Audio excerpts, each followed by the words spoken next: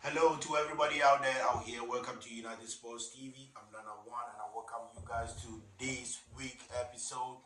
And this is where you get all the hard news concerning Manchester United in the Premier League, transfer news, and our world at large. When it comes to Manchester United, I welcome you guys once again. And hey, I appreciate each and everyone's time, the love. Hey, you guys are pushing me, and I really do appreciate it a lot. That is love coming from you guys. You know, you building this bond, and I really assure you guys I'm always going to be here when it comes to anything, hot news, breaking news coming from Manchester United. I'm always going to deliver it on United Sports TV. So, guys, we got a lot to talk about today. Manchester United plans to sign Premier League Brazilian defensive midfielder. You know, the guy has already agreed on personal terms. So United is planning to sign a defensive midfielder from Brazil. As we all do know, Casemiro is leaving. Manchester United wins case lodged against Refree Stuart Atwell. We all do know what happened last week, Friday. Stuart Atwell just decided to pay deaf ears for a clear penalty against Amad Diallo. So United lodged a case against him, and the results came out today. Man United winning. We will get into that too. And lastly, Manchester United is planning to include JJ Gabriel, the wonder kid. The guy has 21 goals for the under 18 and he's on fire. So United is planning to include him in the upcoming preseason in Saudi Arabia, guys. So we're looking at it, and even with this wars and stuff going on, nobody knows if this Saudi Arabia preseason is going to happen. As we all do know, they almost and always have been coming to the States here in America. So we wait to see what happens with this war and everything going on. So, all right, guys, I welcome you to today's show. And hey, if you're new here, don't forget to give me a subscribe, give me a thumbs up, turn your notifications button on. So anytime I share a new video, you gonna be updated. And never forget to share the channel to keep us going too. All right, guys, let's get into it. Manchester United wins case lodged against Refree Stuart Atwell. The referee who was the center man when United, visited AFC Bournemouth in the Premier League last week. We also saw that controversial penalty against Amad Diallo, which was overlooked. And within 30, 25 seconds, Bournemouth went ahead and equalized, making it a 1-1. But the problem here was Bournemouth going to score, for him not awarding a penalty and Bournemouth moving the ball along to go score at that very moment makes it even more worse to even talk about, because you can't pay deaf ears and you can't overlook something that you really do know. That was an incident that was supposed to be wasted. That was supposed to be a sport kick. As a professional referee, this guy had been there for a minute. So there was no way he was going to overlook that, unless there are two things. He's one of those referees who bet on matches to get their money. They always bet on matches to win money, at least. Who knows? Or secondly, is it because Man United don't have no sporting or no betting company logo on their jersey? Like, it could be only two things for you to adjust, because these things are being done to most teams in the Premier League. It's not only Manchester United. I've seen it done to Chelsea. I've seen it being done to Arsenal. I've seen it being done to City. Like, there are a lot of teams in the Premier League. Out of the 32 teams, I can pinpoint out some teams which are having these problems with referees each and every game. They have a problem with officiating each and every game, because you can't overlook stuff. And as I said already, if you know that's an incident, why not award it? So when it happens again, we all could know that, okay, that was it. Because if he awarded that one, then why not award this? We all be clear in our minds. We all be comfortable sitting down watching the game. But this is the game whereby you deny one team another, and you went on at the other half and gave the same penalty, but a different way, and gave a player a red card. That changes the whole game. Because let's rewind it back. If that penalty would have been awarded for Amad Diallo, United would have been going up by 2 goals to 0. That's a game done. That is closed. That game is closed. There's no way Bournemouth coming back from there. And everybody can testify that. But the moment they went ahead and scored, and United getting an own goal, making it 2-1, and going back again to Harry Maguire's decision, that makes it even more terrible. Because if you knew, or if you do know, Harry Maguire incident is a clear penalty with a red card, then why not look at the first one on Amad Diallo? Like, that was a clear incident too. There was nothing you were going to overlook about that. You were 5 years away from the incident. You had a clear view of it. No VAR intervened. There was no replay shown for the whole stadium, for all our spectators watching to see what actually happened. But we've seen incident which is not even serious like that. But yet, VAR pays attention to that. Calls referees to go back and review and see what happened. So that decision was very terrible. Like, for my whole life I've been watching Premier League. I think this is the first time I've seen something that I could not even overthink. I'm like, what actually happened? Because there's no way you're going to tell me that wasn't a penalty. I'm not a referee. I played football before. I'm a football player. I want to play football. But the only thing I can say, I do know because I played the game before. So I know things that are incident and stuff that you can overlook.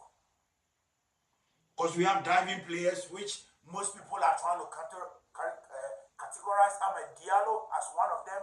Yeah, you can put him in that pot. You can put him in that category. But Amad Diallo is not a diving player. And that incident wasn't nowhere close to diving. So, Stuart Atwell and VAR assistant Craig Paulson, that guy wasn't even included in this case. It was something that was still killing me wherever I was, because he is the main man who was supposed to settle this issue as a VAR assistant in the booth. He was supposed to communicate with what? The referee, center lineman, and let him know, no, guy, you need to take a look at this and actually find out what happened. Because I can see something here that you need to see. That's how, and that was why VAR was brought into the game. It wasn't brought into the game just to destroy it. Nobody wants that. But United wins the case today with the final verdict came out. They banned the guy for 2 games, which nobody cares. £17,000. Who cares about that? We just lost 2 points. That's the thing, because that $17,000 is not buying, or £17,000 is not buying the points back for Manchester United. 2 matches banned for Stuart Atwell is not going to bring back those 2 points for Manchester United. So I don't really know what kind of verdict was that. So they can keep that over there. But the only thing I have to say is Stuart Atwell and Craig Paulson need to be what?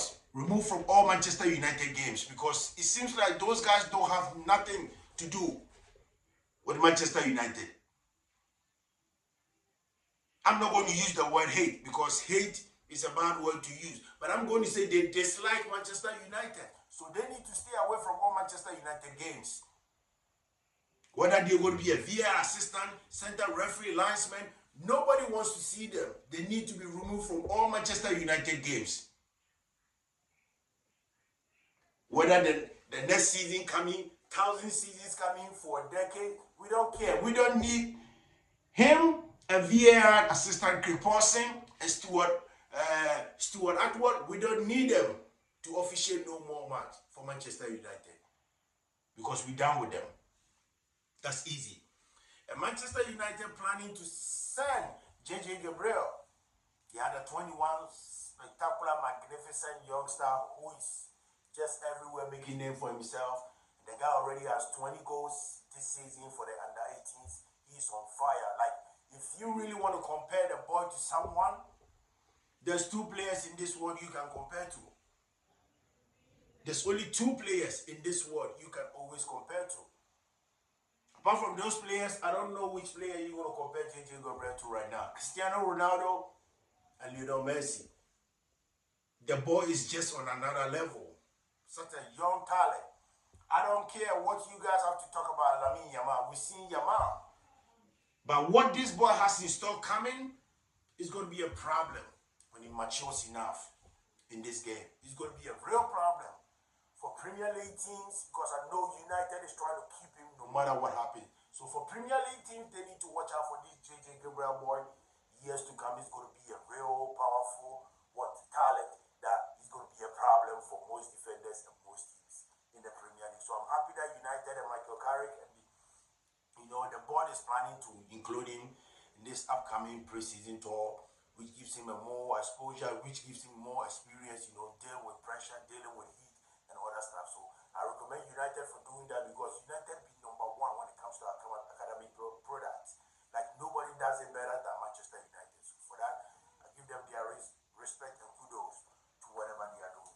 And Manchester United is also planning to sign Newcastle United defensive midfielder Bruno.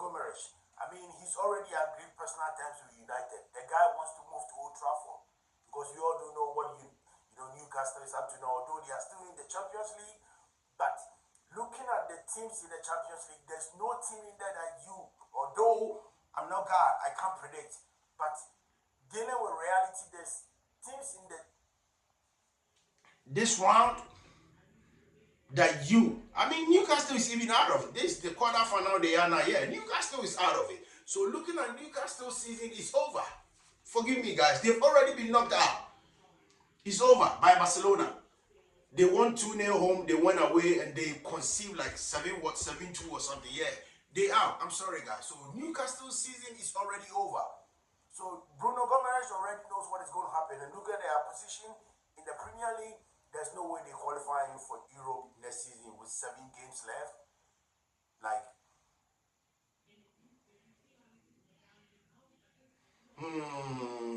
let's see. Because I don't really know. There's no way. If they even make it up to 9th or 10th, there's no way Newcastle qualifying for European, football next season. So for me, Bruno fine. That would be a nice decision for him to make. And Casemiro has always been advising and talking to the recruitment team, the board, about how good the guy is if United is to look at him. And we all see Bruno Gomes. Although I wouldn't say Newcastle is not a good team, but Newcastle is not all that performing team every day like you hear from every season. Like just like how we knew them last season, this season we're there. Like you can't even find them when you're looking at the first half of the table. You understand what I'm trying to say? So Newcastle is a seasonal team which comes and goes. But for United, Bruno Gomes being third on the table, which makes United a perfect team to qualify for Champions League next season. That gives him an advantage of playing European football next season. So Gomes agreeing personal terms with United to move to Old Trafford next season.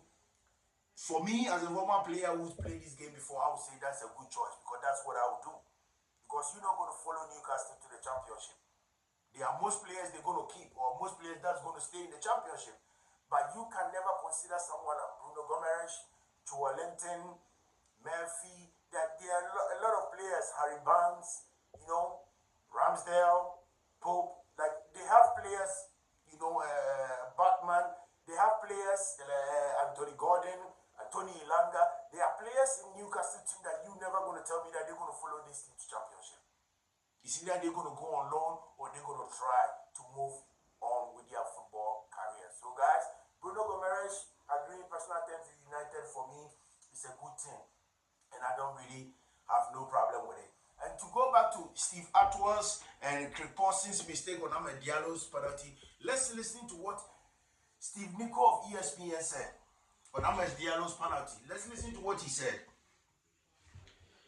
His right hand's on Amad's chest and his left hand put Amad's hands back as Amad tries to go past him. Then the left hand comes down to help the right hand turn Amad Diallo over as well. So there's no way you're going to tell me this is not a penalty incident that you're going to overlook. Because this never happened when Sir Alex Ferguson. No, this never happened in Ferguson's era. Because you're not going to do that with him. Ferguson is a kind of coach, he was a kind of a manager who always complains, who was always lodging cases. So most even referees and officials were scared coming to Old Trafford to officiate matches. Because they know what the man was made up of. Like this man never tolerated no nonsense. When it comes to nonsense, Ferguson wasn't part of that group. You're not going to come to Ferguson and do that. So Ferguson was a type of manager who was always on the toes of what? Officials. And thank God his time there was no VAR because there would have been a war. It was only referees and linesmen. That's what the problem was. But even with that, nobody was able to F around with Sir Alex Ferguson. No, you can't mess around with a man because he's going to make sure he lodges cases against each and every official that makes a mistake in his game when it comes to Manchester United. So Ferguson's era, none of this happened. So what we see from Michael Carrick is not something new. After the game, him complaining, sorry guy, him complaining about how Stuart Atwell and Craig Pawson handled the game. That's not the first time. It's something he's been learning from Sir Alex Ferguson. Because remember, when this guy was appointed as interim coach, who did he call first? Sir Alex Ferguson. So the man has already gave him the code, you know, the man has already gave him what? The staff, the formations, what to do when it comes to set position. So what Michael Carrick is doing now shows how mature Michael Carrick is now as a manager. Because him being as a former player, knowing what his former boss did, Alex Ferguson, he's learned a lot. Unlike other players who played under Alex Ferguson, who went to other teams and couldn't even do anything. They were sacked from the airport coaches because they couldn't speak up. But looking at this, Michael Carrick is not the Michael Carrick of Middlesbrough. This is a new Michael Carrick, a new manager. Because for him to come out and blame the officials for that decision and everything, that shows how ready he is. He's being offered Manchester United coaching job. So I really appreciate that for what he did after the game, through his interview, press conference and everything. He started bashing on the officials, letting them know if you were going to give Maguire's incident and give him a red card, take him out of the game, then why Amad Diallo's incident wasn't a penalty? What's the difference? What makes the difference? So for what Michael Carrick is doing now, for me personally, I appreciate the man for doing that because you need to be on the toes of these officials. Other than that, this Premier League is tough and people are going to run over you, especially as I said already. This official, they're going to overlook over things and it's going to come back to bite you. They've done it to Chelsea, they've done it to City, they've done it to Arsenal, they've done it to Bournemouth. Like, out of the 32 teams, I said I can pinpoint most of the teams that's been done to. Like, I have most of the replays on my computer, I have most of the replays on my phone. If you do play it back, you're really going to see what is the actual problem in the Premier League, which is the what? The officials. So, guys, I really appreciate Michael Carrick for doing that, and them Stuart Atwell and Craig Pawson not being in the incident, and only the referee taking the fault for paying £17,000 and 2 matches, man. That was nothing. Because that doesn't bring back the 2 points Man United lost against Bournemouth. That's a useless verdict for me personally. I don't care. That, like, they shouldn't have even dealt with the case. They should have just let it go. Because what is that? 2 matches ban, he comes back and makes the same mistake. That's like giving him a vacation to just go enjoy himself and come back, guys. So that for me don't make no difference to me and don't make no sense to me. Alright guys, we're gonna end today's segment here, and I appreciate you guys for joining me. Hey, it's always peace and love. It's always love your neighbor as yourself and treat others as you want others to treat you, guys. And if you're new here, don't forget to give United Sports TV a subscribe, a thumbs up, turn your notifications button on, and share the program to keep us going each and every time. Guys, you are pushing us. So I appreciate that, and I love each and everybody out there. Alright, man, I'll see you guys, because we all do know it's international break. United don't have no game coming this weekend and the next weekend. So I'll see you guys in my next video. May the good Lord be with us all.